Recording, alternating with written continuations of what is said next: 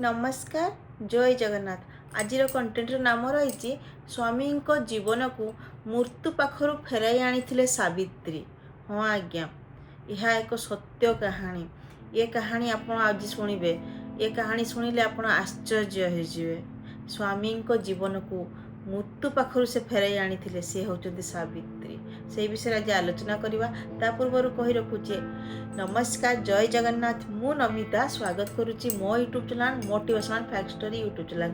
सांग मैंने केमिति अछंती आशा करुच्ची आपण माने भलरे थिबे। मु मध्य भलरे अछि। आसंतु आज वीडियोटी स्टार्ट करवा। नंबर 1, स्वामी जीवन जदि मृत्यु पाखक जाए ताले आपण कोन करिवे। जणे नारी थिले जे कि निज स्वामी जीवन मृत्यु पाखर फेराई आनी थिले। एहा एक सत्य कहानी। यह कल्पना नुह, यह एक सत्य कहानी। आमे पुराण ये कहानी आमे आपण माने समस्ते सावित्री व्रत करू। ए सावित्री को कहानी। से तांकर निष्ठा प्रेम सावित्री सत्यवती से तो तांकर से केमिति निज स्वामी जीवन फेराई आनी से विषय आसतु जानिबा। नंबर 2 रे कहिबी। नंबर 2, पुराण काल रे एक राजकुमारी थिले जहां नाम थिला सावित्री। से निजर स्वामी निजे चयन करिथिले जहां नाम थिला सत्यवान। जहांकर आयुष बहुत कम थिला, बहुत कम थिला। तांको आयुष बहुत कम थिला सत्यवानकर आयुष। किंतु सावित्री निजे जानी मध्य तांको से बाछि थिले स्वामी रूप रे। यह एक सत्य कहानी, सत्य कथा कहूची। आ से सावित्री जणे राजकुमारी थिले। आ से निज स्वामी निजे बाछि थिले। नंबर 3, एक दिन जंगल रे सत्यवानंकर देह हठात असुस्थ हो पड़ा। से पड़ी गले, तांको देह हठात खराब हैला। ठीक सही समय रे जमराज आसिले सत्यवान को पाखक। से होचंती मृत्युदेव जमराज। आगु से तले आसिले समस्ते भय कले। से कहीं आसीथिले, से सत्यवान आत्मा को नापा आसीथिले। कहीं ना सत्यवानकर आयुष बहुत कम थिला। आउ से समय रे तो से आसीथिले समस्ते देखी हठात भय करिले। किंतु माँ सावित्री से केबे भय कले नहीं। से जमराज को देखी भय कले नहीं। नंबर 4, जमराज तो आसीथिले सत्यवान को आत्मा को नवा। आ सत्यवान को आत्मा को नहीं करी से जिते बड़े आत्मा को नहीं कि जाउथिले, ठीक सही समय रे जमराजों को पछे पछे माँ सावित्री देवी जे आम सावित्री सी मध्य जमराज को पछे पछे चलिले। जमराज देखी कहिले, कौन कहिले, तुम्हें फेरी जाओ, तुम्हें मो सहित जाई परिबो नहीं। तो सावित्री कौन कहिले, सावित्री कहिले मो स्वामी को बिना मु एठू फेरिबी नहीं। जदि फेरिबी स्वामी को नहीं कि फेरिबी, मो स्वामी को आत्मा को फेराओ। जमराज तांकर भक्ति देखी तांकू 3टी वर प्रदान करिले। तांको वरदान देले। जमराज सावित्री को वरदान देले। कहीं ना सावित्री तो गोटे जिद रे रहिले, मो स्वामी को बिना एका फेरिबी नहीं। नंबर 5, सावित्री को जेते बेले जमराज वरदान देले, कौन कहले जमराज 3टी वर मागी नियो। सेते बेले सावित्री चतुरता सह वर मागिले। कौन मागिले, ପ୍ରଥମରେ ମାଗିଲେ ମୋ ଶ୍ୱଶୁରଙ୍କର ରାଜ୍ୟ ଫେରାଅ, ତାଙ୍କ ରାଜ୍ୟ ସେ ଫେରସ୍ତ ପାଆନ୍ତୁ। ଦ୍ୱିତୀୟ ବର ମାଗିଲେ ମୋର 100 ପୁତ୍ର ହଉ। 100ଟି ପୁତ୍ର ସେ ମାଗିଥିଲେ। କାହିଁକି ମାଗିଥିଲେ ଆପଣ ଭାବୁଥିବେ? ଯଦି ସ୍ୱାମୀ ନାହିଁ 100 ପୁତ୍ର ହେବ କେମିତି? ସେ ତାଙ୍କର ବୁଦ୍ଧିର ଏତେ ସେ ବୁଦ୍ଧିମତୀ ଥିଲେ, ଏତେ ଚତୁର ଥିଲେ। ସେ କହିଲେ ଯଦି ବିନା ସ୍ୱାମୀରେ ତ ସନ୍ତାନ ଅସମ୍ଭବ, ହବ ନାହିଁ। ତ ଯଦି ସେ 100ଟି ପୁତ୍ର ମାଗିବେ ତାହେଲେ 100 ବର୍ଷ ତ ନିହାତି ଜୀବିତ ରହିବେ। ତ 100ଟି ପୁତ୍ର ପାଇଁ ତାଙ୍କ ସ୍ୱାମୀଙ୍କୁ ତ ଦରକାର ନା। ତ ସେଇଥିପାଇଁ ସେ ମାଗିଦେଲେ 100 ପୁତ୍ର ଦ୍ୱିତୀୟ ବରରେ। ତୃତୀୟ ବର ମାଗିଲେ ମୋ ସ୍ୱାମୀଙ୍କ ଜୀବନ ଫେରାଅ। କାହିଁକି ନା ଯଦି ଦ୍ୱିତୀୟ ବର ଯେତେବେଳେ ଯମରାଜ ଦେଇଦେଲେ, ପ୍ରଥମ ବର ଦେଇଦେଲେ ତଥାସ୍ତୁ, ଦ୍ୱିତୀୟ ବର ଦେଇଦେଲେ ତଥାସ୍ତୁ।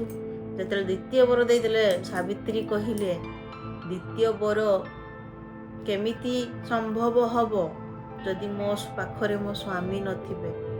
କେମିତି ମୋର ସନ୍ତାନ ହବ? ସେଇଥିପାଇଁ ତୃତୀୟ ବର ସେ ଯେତେବେଳେ ସ୍ୱାମୀଙ୍କ ଜୀବନ ମାଗିଲେ, ଯମରାଜ ବାଧ୍ୟ ହେଲେ ତୃତୀୟ ବର ଦେବା ପାଇଁ। ସେଇଥିପାଇଁ କୁହନ୍ତି ନା, ଯେତେବେଳେ ଯାହାକୁ ଯାହା ମାଗିବ ଚତୁରତା ସହିତ ବୁଦ୍ଧି ଟିକେ ଖଟେଇବ। ଏଇଠି ସାବିତ୍ରୀ କେମିତି 3ଟି ବରରେ ତାଙ୍କ ଶ୍ୱଶୁରକୁ ରାଜ୍ୟ ପାଇଗଲେ, ସ୍ୱାମୀଙ୍କ ଜୀବନ ପାଇଗଲେ। ସତ୍ୟବାନଙ୍କର ଆୟୁଷ ଏତେ କମ୍ ଥିଲା, ଯୋଉଟା ଜାଣି ମଧ୍ୟ ସେ ତାଙ୍କୁ ବାଛିଥିଲେ ବର ରୂପରେ, ସ୍ୱାମୀ ରୂପରେ। ଆଉ ଯେତେବେଳେ ତାଙ୍କୁ ସ୍ୱାମୀଙ୍କୁ ସେ ଜୀବନ ବି ପାଇଲେ, ତା ସାଙ୍ଗରେ 3ଟି ଦ୍ୱିତୀୟ ବର 3ଟି ବର ପାଇଲେ, ଶ୍ୱଶୁରଙ୍କ ରାଜ୍ୟ ପାଇଲେ, 100ଟି ସନ୍ତାନ ସ୍ୱାମୀଙ୍କ ଜୀବନ ସହିତ 3ଟି ବର। ନମ୍ବର 6, ସତ୍ୟବାନଙ୍କ ତ ଜୀବନ ଫେରିଲା, ବାଧ୍ୟ ହେଲେ ଯମରାଜ ଜୀବନ ଫେରାଇବା ପାଇଁ। ଏଇଠି ମୃତ୍ୟୁ ହାରିଗଲା, ପ୍ରେମ ଜିତିଗଲା। କାହିଁକି କହିଲି ପ୍ରେମ ଜିତିଲା? କାହିଁକି ନା ସାବିତ୍ରୀ ସେ ଏମିତି ସେମିତି ସାଧାରଣ ନାରୀ ନୁହଁ। ସେ ଥିଲେ ପ୍ରତିବ୍ରତା ନାରୀ, ସତ୍ୟବତୀ। ଯାହା ସାବିତ୍ରୀ ପ୍ରତିବ୍ରତା, ବୁଝିପାରୁଛନ୍ତି ତ? ଯିଏକି ସ୍ୱାମୀଙ୍କ ବିନା କାହା କଥା ମନରେ ବି ଭାବନ୍ତିନି। ସତୀ ଥିଲେ ସେ, ତାଙ୍କୁ ହିଁ କୁହାଯାଏ ସତୀ, ପ୍ରତିବ୍ରତା ସତୀ। ଯୋଉ ଶକ୍ତି ବଳରେ ସେ ତାଙ୍କ ସ୍ୱାମୀଙ୍କ ଜୀବନ ବଞ୍ଚେଇ ପାରିଲେ। ଆଉ ଆଜିକାଲିର ତ ସବୁ ଯୋଉ ଝିଅମାନେ, ବୋହୂମାନେ ହେଲା, ଟିକେ କଥାରେ ସ୍ୱାମୀଙ୍କୁ ଡିଭୋର୍ସ ଦେଇ ଦେଉଛନ୍ତି। ଜୀବନ ବଞ୍ଚେଇବା ତ ଦୂର କଥା, ଖାଲି ଦିଖାବା ସାବିତ୍ରୀ ବ୍ରତ କରୁଛନ୍ତି ହେଲା। ସାବିତ୍ରୀ ବ୍ରତ କରନ୍ତୁ, ଖାଲି ନୂଆ ଶାଢ଼ୀ, ନୂଆ ଜିନିଷ ଗହଣା ପିନ୍ଧି ସାବିତ୍ରୀ ବ୍ରତ କୁହାଯାଏନି। ସାବିତ୍ରୀ ବ୍ରତ କରନ୍ତୁ ନିଷ୍ଠାର ସହ, ପ୍ରେମର ସହ, ସ୍ୱାମୀଙ୍କ ପାଇଁ, ସ୍ୱାମୀଙ୍କ ଲମ୍ବା ଆୟୁଷ ପାଇଁ କରାଯାଏ ସାବିତ୍ରୀ ବ୍ରତ। ଏମିତି ନାହିଁ ଯେ ସାବିତ୍ରୀ ବ୍ରତ କଲେ ନୂଆ ଶାଢ଼ୀ ମିଳିବ, ନୂଆ ଗିଫ୍ଟ ମିଳିବ ସ୍ୱାମୀଙ୍କଠୁ। ନାଇଁ ଆଜ୍ଞା, ସାବିତ୍ରୀ ବ୍ରତ ଗୋଟିଏ ଆମର ପ୍ରତିବ୍ରତା ବ୍ରତ ସେଟା କୁହାଯାଏ, ଯିଏକି ଗୋଟେ ପତି ପାଇଁ ବ୍ରତ ରଖାଯାଏ। ସ୍ୱାମୀଙ୍କୁ ପତି ବୋଲି, ପ୍ରତିବ୍ରତା ନାରୀ। ସେଥିପାଇଁ କୁହାଯାଏ ଆମକୁ ପ୍ରତିବ୍ରତା ନାରୀ। ସେଟା ହୃଦୟରୁ ଆପଣ ରଖିପାରିବେ। ଏମିତି ନାହିଁ ଯେ ବହୁତ ଲୋକ କୁହନ୍ତି, ମୁଁ ତ ଏକମତ ହେବିନି। କ'ଣ କୁହନ୍ତି? ଯେ ସାବିତ୍ରୀ ବ୍ରତ କରୁଛନ୍ତି ମାନେ ଯେଉଁ ଭଲ ଫଳ, ନୂଆ ଶାଢ଼ୀ, ନୂଆ ଗହଣା।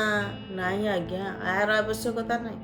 ସାବିତ୍ରୀ ବ୍ରତ କରୁଛନ୍ତି ମାନେ ନିଷ୍ଠାର ଆବଶ୍ୟକତା ଅଛି, ଭକ୍ତିର ଆବଶ୍ୟକତା ଅଛି, ପ୍ରେମର ଆବଶ୍ୟକତା ଅଛି। କାହା ପାଇଁ?